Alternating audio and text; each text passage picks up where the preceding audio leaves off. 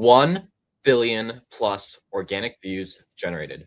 Maddie Caples has built automated distribution systems for modern creator brands, specifically either in the travel niche, etc. As the head of growth for Hostfluencer, he focuses on content automation, multi-page distribution, and systems that take the content in the first place and compound that continuously. Today's conversation will cover what causes content systems to either break or scale, the constant balance between how automation can create leverage, but also can add some friction, and then how distribution infrastructure is changing audience and social media today. Maddie, welcome to today's show. Thank you for having me, Ethan. Pleasure to be here. Likewise. So, just to get started, Maddie, let's say if a distribution system, let's just say content, is scaling aggressively, super fast, what tends to be the first bottleneck that most people in the content space miss?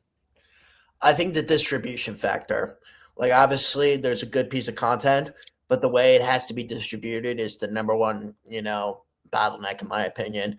Um, I mean, it could work on one platform, but imagine if it works on a different, that's why I like to think in these like context of if you have these multiple pages within niches within whatever you're posting, you have better chances. Kind of like just like going to the slot machine, the more you Yeah. tap, the more you do. But there's also layers of like how to do it and like internally with like warming up accounts. But I feel like as a whole, it's distribution. Just to put a pin on warming up accounts, because I know there's a continuous debate in the clipping space of whether you should warm up an account or not. Do you warm up accounts? If so, what's your process for that? Varies, yes and no, because there are certain channels and certain clients that I have where it's just their own like theme pages. And for that, I would just prime it because no other clips. But then there's like specific campaigns, like let's say a CPM campaign as a clipper, you join it and you post. I have those like as well because I've seen before, like when I've worked on previous campaigns, I didn't do any warming up. I Yeah. posted three things. The third thing hit 3 million views. Like, so it's like that's my little like indicator. Like, it does work, but it also doesn't. Mm. So it depends on who the client is, what your goal is, and what you're trying to get out of it. Yeah. And just to start off with the client then, what I found works, it's just all platforms nowadays with AI and the fake scam accounts, they're really taking those things down. Very specific example, and the person is not known for any doing anything crazy. His name is William Brown. He's in the online education info product space. Are you familiar with him, Maddie? Or I feel like I've heard of him. yeah, so he's based in Indonesia, but he had his YouTube channel taken down, and he's done it for like a year, 2 years plus. And it just shows that how quick an Instagram or just a social media account in general can be taken down, regardless of whether you are true to yourself, not doing anything fraudulent, or like let's say doing a fan page. And with most fan pages, they tend to get taken down. So then when it comes to seeing if a idea has the likelihood of going viral or not going viral, how do you determine whether a system in place or content system has the ability to truly scale versus one that might just go viral for a couple days then just fall off from there? Quality creative. I mean, that it goes hand in hand. Like, obviously, you could post a bunch of clips and like it can be spam, but if you have someone on your team to really like take it in, make it their own way, so it's fair use and its own metadata, then you're in business. Sweet. Okay, so then when it comes to having those systems in place, could you walk me through kind of your workflow on like how do you set up those systems for, let's say, a new client? Absolutely. So here's one for an example that we closed recently without, identifying the client. This client came to us, they're a SaaS-based business and they're looking to grow their user base. They gave us a budget of, let's say, 4 to 5 figures a month to run it. The way we used it, which comes in with my clipping infrastructure as well as what I do at Hostfluencer, we kind of merge those two together to make one brand offer that kind of changes how people can see clips. By that, I mean Hostfluencer currently has 600 active creators in our creator marketplace with over 27 million followers active. If we pulled like 20 or 30 out of the bunch, that's a fair number out of that, to promote the product, but as well, we retain the rights to the content to clip. So instead of AI slop, it's a UGC creator. Yeah. Actually, when it comes to UGC, I always found that I personally don't specialize in UGC content or the AI slop. For context, you run theme pages. I used to run theme pages way, way back, like 2, 3 years ago. I know, so long ago. So with that, every system that you must have in place needs to scale. And this is one of my internal frameworks. First, you must have the system to systemize itself. Make sure everything's properly checked, onboarding SOPs, all that fun stuff. Second, you must have the system compound on itself. People don't, eventually, the system's goal is you don't have to constantly check the system. You are the system. And you already have everything in place internally on yourself to make sure. Third is the automation. So software, delegating, go high level, WAP, content rewards, etc. Fourth is leverage, making sure it's the most leveraged thing for your time. And fifth is the expand part. You don't want your system to just be a 2021 version. You have to constantly update. So when it comes to systems in place, AI is a massive role when it comes to that. So I'm guessing you guys have an internal system. And then how is the thought process when it comes to making sure you balance between all the information necessary compared to the information overload when it comes to a software internally? If it's, in my opinion, when it comes to the clipping side specifically, if it's fast, if it's clean, it's good. Mm, Simple as that. I mean, I'm just speaking on clipping because yeah. obviously AI, when it comes to everything else, it's different. But when it comes to clipping specifically, if it works within it and it's clean and it's fast, because I think fast is what we're looking for when it comes to AI in the clipping space more than anything. Mm. Okay, so then when it comes to making this a little bit more tactical for the viewer, then when it comes to making sure that the AI, the output, which is very important, is fast, how do you make sure it's quality? Like, what are the first three questions that you ask yourself to make sure that this content that it put out is quality? I think, having a, like going back to what I said about the creative, I think, this is a big opportunity right now for creatives.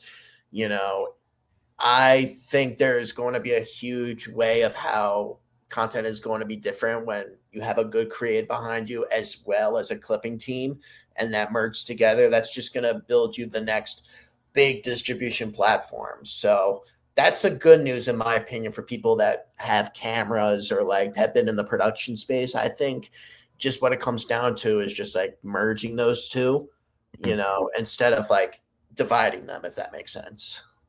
100%. Okay, so then to make this a little bit more, you could say top of the funnel, because I know you briefly mentioned trends. I know a lot. There's first of all, there's massive trends, there's smaller trends, there's also counter trends. So there's so many trends, so many nuances you may have to acknowledge. What do you think is a trend that you think will happen in a couple years' time that most people are not seeing? I think something that's outside of the internet, in my opinion. Like, obviously, it's like, you know, it's the internet is everything, but I can't believe I'm saying this, but I think more and more people just want to sign off. And I think with that in mind, it's causing people to have less and less time on the phone, which means you have less and less of an opportunity to make it to get viral. And I'm not just, it's hard for me to say that, but, and this is all an opinion. It could Yeah. happen, it could not. But,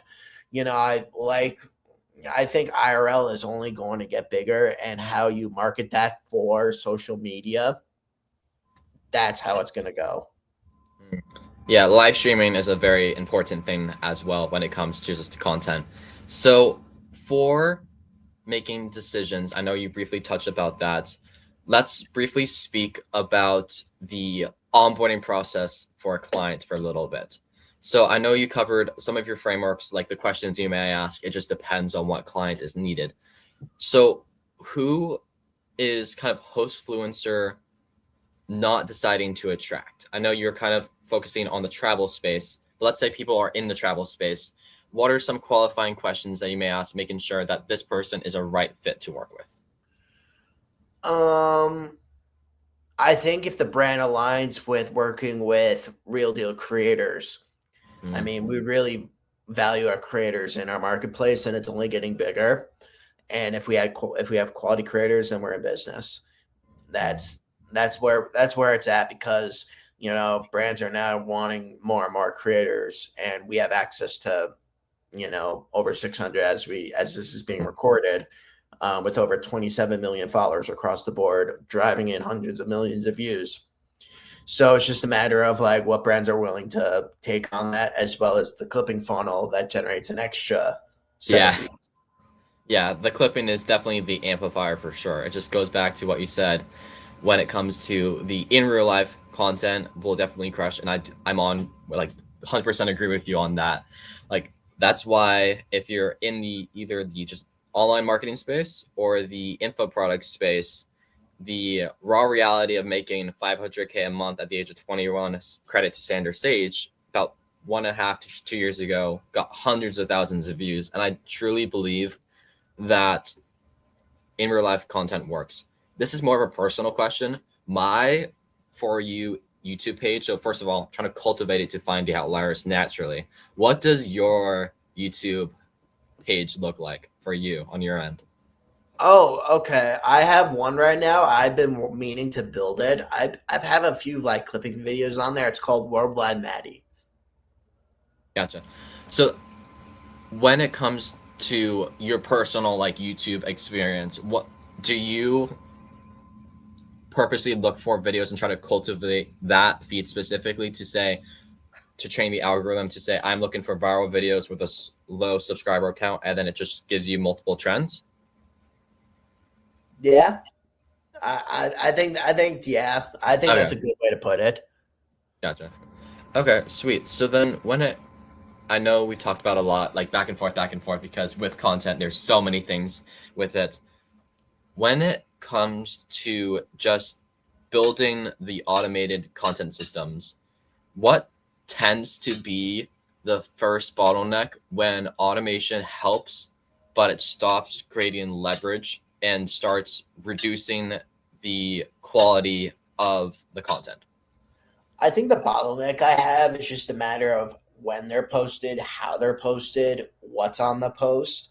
I Hmm. think that's been a bottleneck of mine for a couple months, but nowadays, like, I'm starting to build a new way of thinking where it's like, scheduled at this time every day, That's how I think in the grand scheme, is like building out these scheduling systems based on the client, because obviously when you do all these automations and post everywhere, it could affect like so many different ways, but it's just a matter of building the right workflow that doesn't the algorithm That's fine. and you know what I mean. That's how I see it, and every client's different, so Mhm. like that's what I learned. It's like it's kind of like being clipping is kind of like being a doctor. It's like every patient's gonna have a different Different. diagnosis.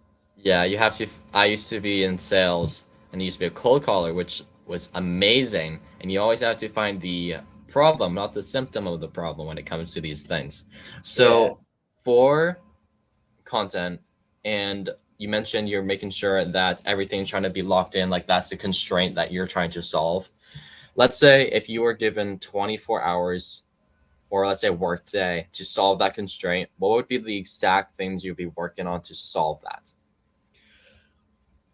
I think when it comes to the clipping client, I think it's all a matter of this is my step process. Step one, create the batch. You want to have a set batch, usually 50 to 100 clips that are viral worthy. Like, it could be all ranges, like quality content with the camera to a talking head. Just having a batch of stuff that is like you can just keep putting out is great. Next is deviating the accounts you want to set it out to. I set up an automation system where you post on one Instagram and it gets posted on 30 TikTok, YouTube, Facebook, Instagrams. That's how I usually operate. I usually schedule them out on one platform and they all just disperse. And then we just go from there every 12 hours, just kind of like deep dive the analytics, what worked, what didn't, what scheduling, and just go from there. That's my process when it comes to like my specific clients, at least. Gotcha. Yeah, with me, when it comes to deciding whether to cut something that's running or not, it's been a constant balance. The biggest thing with content is there's so many questions you can ask whether this video is performing or not, and you can easily overthink it. The first thing I kind of do is just goes back to this book right here, 10x by Grant Cardone, is like, how can we, to what extent can we push this? Like, even though a video got a million views, we can still potentially push it to 5. So what was the thing that didn't work in the 1 million video for us to get to that 5 million? Because I feel like a lot of people who analyze content, even if a video went viral and does what it's optimizing for, they only cover what's working and they never come up with what's not working and how can we push it even further. So with you, what do you think automation can not help with when it comes to the fulfillment of your clients? I think at the end of the day, automation is not going to do your whole business. And I think all business owners need to learn that. Myself included, I thought early on. I think we all Yeah. did. but no, I think that was my biggest life lesson is like you can't just put the entire project on automation. You like it can help, but you can't just fully rely it because you never know like what'll happen. Like, oh my god, the automation's fault. Well, you set up the automation, you know? Yeah. You forgot how many zaps you're getting per month. So what Exactly. what are, I mentioned the zaps very briefly. Like, what were 3 examples of that happening for you? Oh, good question. I'm trying to think. There's always been like small like problems, like instances where it would be like, you know, like I would have an automation and then the Instagram would get flagged because I would post like an automation like every 5 seconds. It wasn't like I got in trouble, but like it was just like, all right, like I know not to post every 5 seconds. So Yeah. but no, and I think like just small little things like that. You'd be surprised how the little small finicky things can really make a huge difference if you just tighten them. Yeah. So, what do you think there are a few other like small examples that you could mention for today's audience? I'm trying to think right now because like I'm trying to think of a moment because for the most part, I've tried to like not let automation be my entire business. Hmm. Um, so I don't really have any stories besides like those little details where it's like, oh, I stepped away from the computer for 6 hours, I left it on automation, and it did something stupid, like Yeah. Like the virtual assistant deleted your business. It's something so, like that. Yeah, yeah. like just little bottlenecks. Like it's happened before, but for the most part, while being in the clipping business, I've tried to steer away from that and try to stand on like I like to put in the work in, and I think that's just the Long Island in me, you know. Yeah, I agree. For me, on a personal note, I'm not an automations guy. I took me about 2 to 2.5 hours. I haven't done automations in a while. It took about 2.5 hours to do a go high level setup. Only when it comes to taking leads off of an internet, putting them in a Google Sheet, and then putting that into go high level. It took me 2.5 hours for a 20-minute setup. And I was Yeah, like, I need to outsource this ASAP. So I did. So when it comes to like everything that we covered, I know another thing with content is building the trust to monetize. Because what's the point of getting all the views if you don't monetize? Especially with monetization being a new upcoming trend in this content space. So with you, how do you balance the use of CTAs in a video compared to not? And then like what's your thought process for that in general? good question. I like to nowadays, like my thought process has changed like drastically within the last 2 weeks. Um, I think now we're entering a phase where people just want to be entertained on the platform and not be sold something. So it's just a matter of entertaining them with like the small CTAs. That's my strategy, in my opinion. Hmm.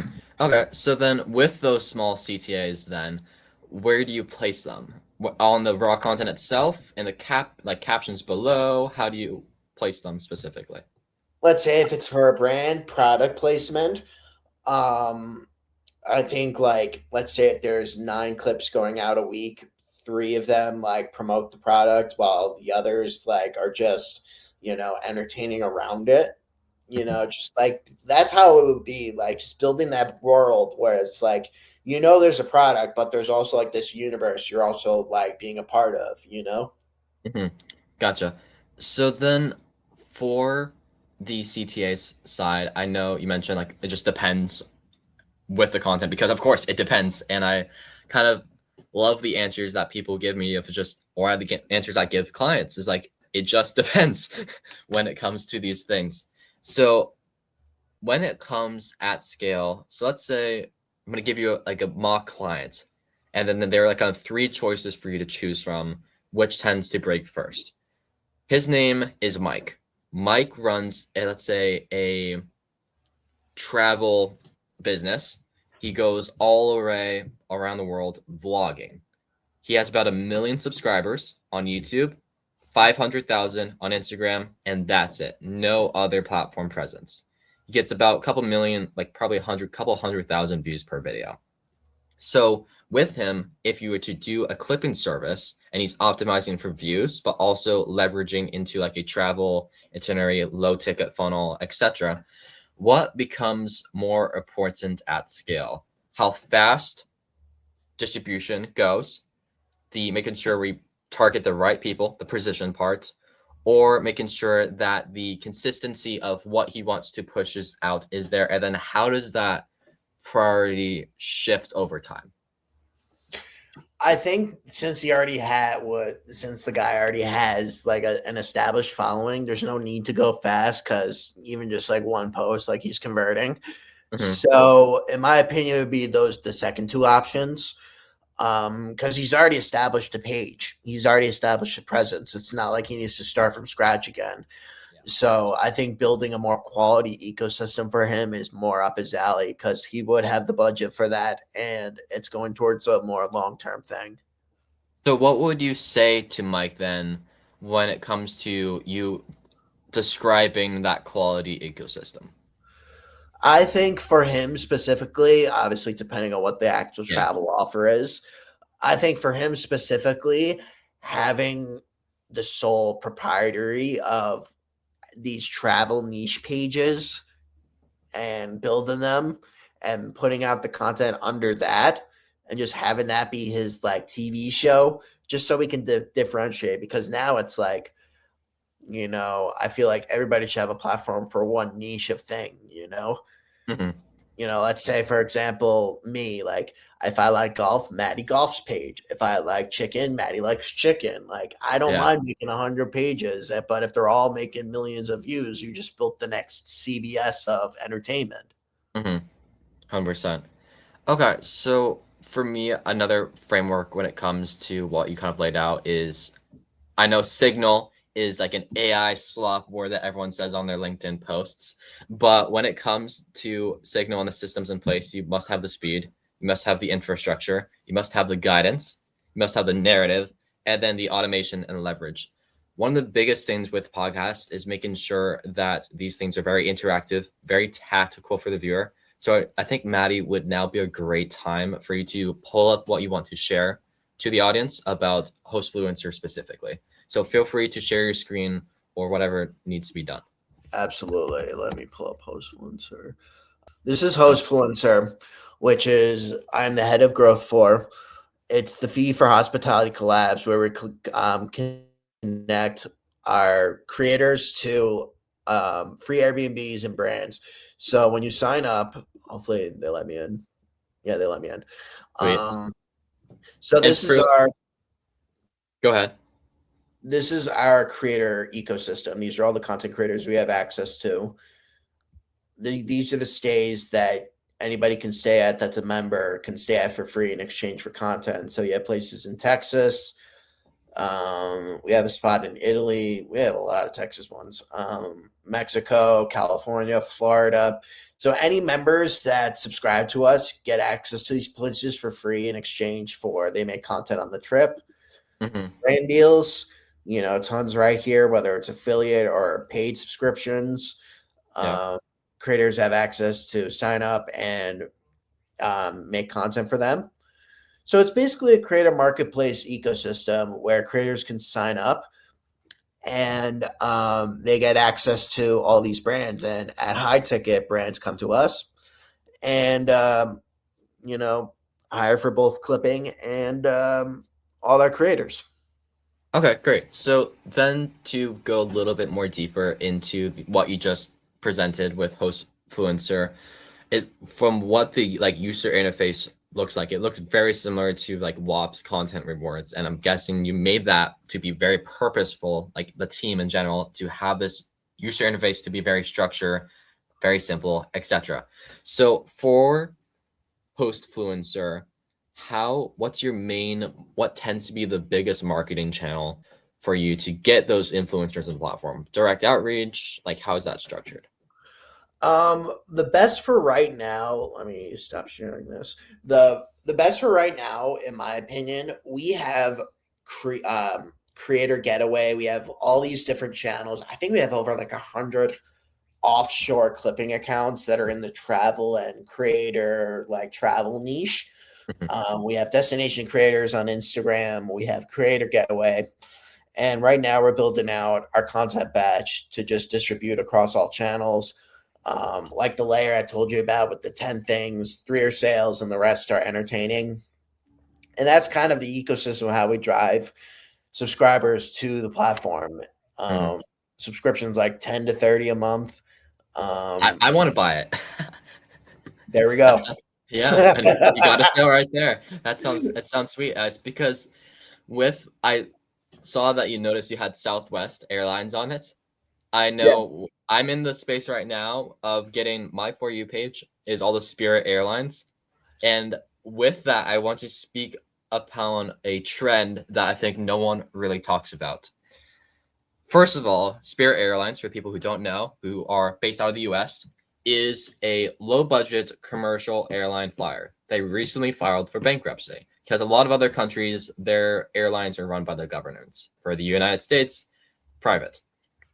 They recently went bankrupt. And with them, they're, first of all, it's been publicized on all those typical theme pages, whether it is philology, puberty, and you just see the notification Spirit Airlines has gone bankrupt. That's the first part. Second part is people are creating content saying, I just lost my job, and then it somehow goes viral when it comes to Spirit Airlines. Third is people who want to buy Spirit Airlines, and from the recording of today's date, which is the 6th of May, they've raised over $90 million allegedly. I believe with AI will democratize, commoditize, and monetize everything. So, with those three things in mind, if companies will go bankrupt, which with AI they will replace their maybe system, they're too slow to adapt, they go bankrupt. And if it's a well known brand and that people love, I think there's going to be a new upcoming trend where people will use social media to market that out even more and raise a crowd fund to buy it, such as Spirit Airlines. What are your thoughts on that? I see it happening. I mean, there's like times where I'm on social media and it's like, like they're just like people would just be like, "Oh, help this person," and then the next day there's $30,000. Like just knowing the internet, like I would probably invest too. Like bring it back. I need those $50 flights. But Yeah. to answer your question, yes, I think that's a very smart way. I think that would be. I would love to see that. Yeah, and there's a lot with the use of AI, there's a lot of micro trends because this goes back to like I have so many frameworks that I could talk about, so it's reducing that to just today's conversation. So another thing is the CSM approach that it's context, skill set, mindset. And with context, AI can help you with that. Skill set, deliverables, outcomes, AI agents can help you. It goes back to mindset. And when it comes to the high level execution of what Maddie does on a day or week to week basis, can you just walk me through like how do you plan out your day for the next day? And like how is that thought process structured so Maddie can get better each and every day? I'm a systems guy just like yourself. I operate like systems. I picked that up like about like 6 months ago, and like I Yeah. that's all I've been thinking on ever since. Like, how can I have these systems like run smoothly so I can like do what I want to do? Because at the end of the day, we're all in this for freedom, like freedom of time and everything, and that's what I want. The most importantly, outside of work. So that's my goal. Is like, how can I optimize everything, get it done efficiently, and still have time to go watch the Knicks play basketball. I think the Celtics are already out for the season, and I'm not personally a basketball fan, so there's no rivalry there. So go Knicks. Yeah, But so with content, I'm glad you mentioned the freedom, the fulfillment aspect, because I feel a lot of content agencies, when they come to their onboarding process, don't truly figure out how the prospect or potential client or client operates. Their, let's say, their metric for how success is working with, let's say, the agency, they have not figured that out. It could be just vanity metrics, or it could be dollars in the bank. So I'm glad you mentioned that, because that is actually like the first question we kind of ask is it's not what are you optimizing for, which is on a content level, is like what are you truly fulfilled by?